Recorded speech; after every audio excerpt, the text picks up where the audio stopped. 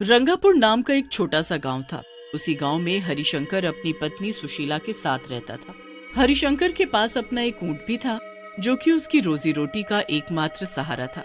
हरिशंकर के ऊंट का नाम गबरू था। हरिशंकर अपने ऊंट को आसपास के गांव में ले जाया करता और गांव के बच्चों को ऊंट की सवारी कराया करता। और तो और कभी कभार अपने गबरू ऊंट से नाच भी नचाया करता, जिससे उसे काफी पैसे मिल जाया करते थे।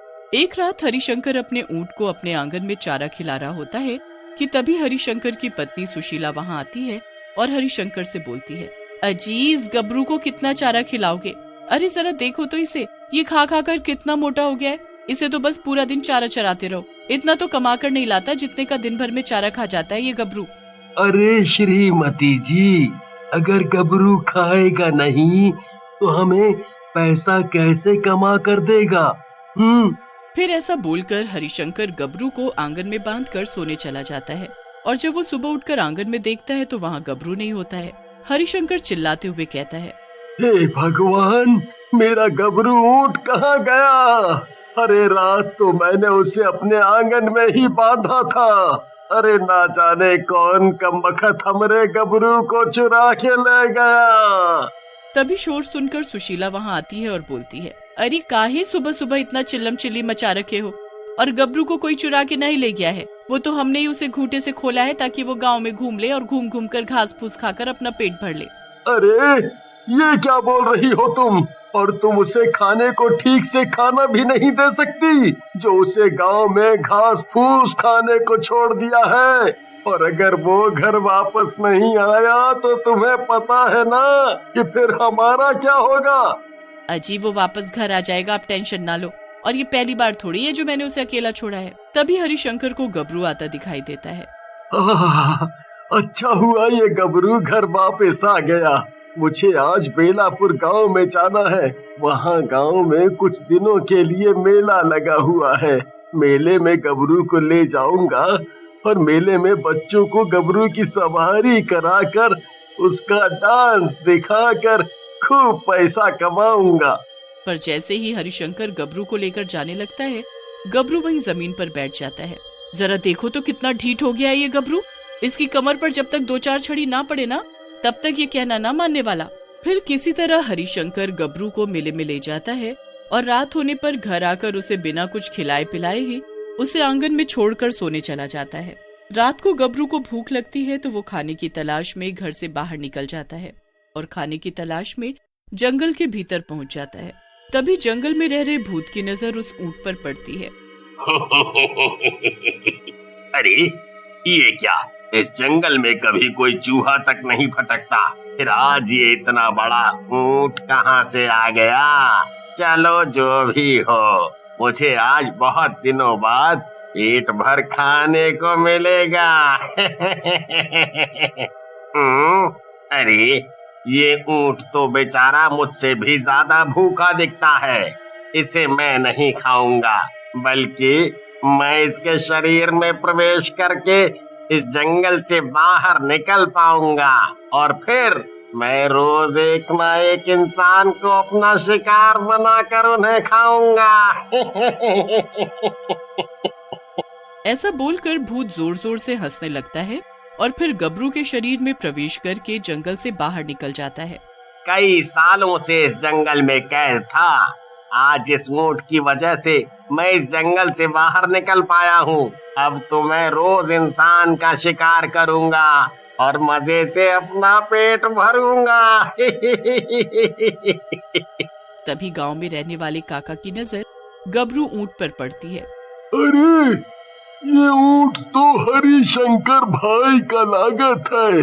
ये हरिशंकर और उसकी पत्नी दिन भर तो इस बेचारे से खूब काम करवाते हैं और रात में इसे घास फूस खाने के लिए गांव में खुला छोड़ देते हैं। देखो तो बेचारा कितना भूखा लग रहा है। ऐसे बोलकर काका ऊंट के पास जाते हैं और उस पर हाथ फेरने लगते हैं कि तभी ऊंट काका को देखकर जोर जोर से हंसने लगता है और देखते ही देखते ऊंट एक भयानक भूत में बदल जाता है। ऊंट को भूतिया रूप में देखकर काका के होश उड़ जाते हैं और वो डरते हुए बोलते हैं, मर गया रे। अरे अरे ये क्या बना है? ये गबरू ऊंट भूत कैसे बन गया रे? अरे कोई हमका इस भूतिया ऊंट से बचाओ। आज कई दिनों के बाद में किसी इंसान को मैं खाऊंगा। ऐसा बोलते ही भूतिया ऊंट काका की गर्दन अपने मुंह में दबाकर काट डालता है। भूतिया ऊंट को ऐसा करते देख गांव में रहने वाली बिमला ताई देख लेती है और वो वहां से भागती हुई काकी के पास जाती है और काकी से बोलती है, अरे काकी अनर्थ हो गया काका को। अरे का हुआ विमला, काका को क्या?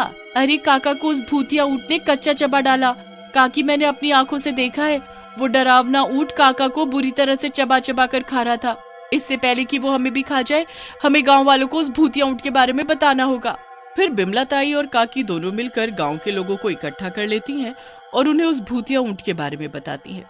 तभी गांव में रहने वाला चंपक बिमला ताई से कहता है, अरे बिमला ताई, इतनी रात में तुम काहे हम गांव वालों को डरावत हो?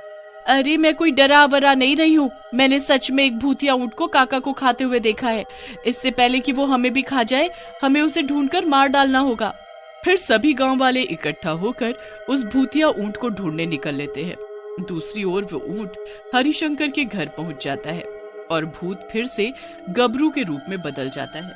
कुछ देर बाद सुशीला बाहर आती है और गबरू को खड़ा देखकर कहती है, अच्छा तो आ गया तू, और ये तेरे मुंह पर लाल लाल क्या लगा हुआ है?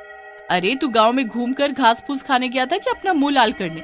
सुशीला की आवाज सुनकर हरिशंकर भी आंगन में आ जाता है और बोलता है, अरे आज तो मेले से आकर मैं इतना थक गया कि गबरू को चारा देना ही भूल गया, और तुम हो कि गबरू को चारा देने के बजाय उसे डांटे जा रही हो।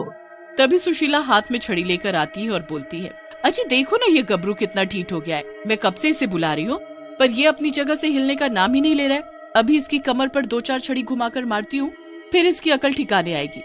जैसे ही सुशीला गबरू को छड़ी मारने लगती है, गबरू ऊंट एक भूतिया ऊंट में बदल जाता है, जिसे देखकर हरिशंकर और सुशीला बहुत घबरा जाते हैं। तभी भूतिया ऊंट जोर जोर से हंसते हुए बोलता है, अरे तू मुझे क्या मारेगी? मैं ही अभी तुझे मार कर खा डालूंगा।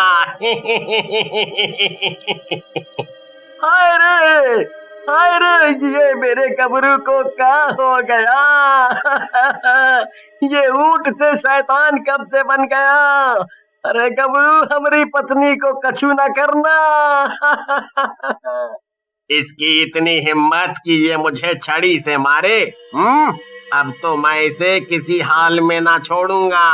अरे इसकी वजह से बेचारे गबरू को गांव भर में घूम घूम कर सूखी घास फूस खानी पड़ती है। इसे तो मैं मजे से चबा कर खाऊंगा। अरे मर गई रे मर गई। अरे गबरू तू तो मेरा प्यारा बच्चा है ना, तो तू ये ऐसी बातें ना कर। पर भूतिया ऊंट किसी की नहीं सुनता और सुशीला को मार डालता है। सुशीला की चीखें सुनकर वहाँ सभी गांव वाले इकट्ठा हो जाते हैं और अपने सामने भूतिया ऊंट को देखकर उन सभी गांव वालों के होश उड़ जाते हैं। ये तो सच में एक भूतिया ऊंट है। अरे सभी गांव वाले देख क्या रहे हो? अरे ये सुशीला बहन की तरह हमें मार डाले, इससे पहले इसे ही चाकू और लाठी मार कर मार डालते हैं।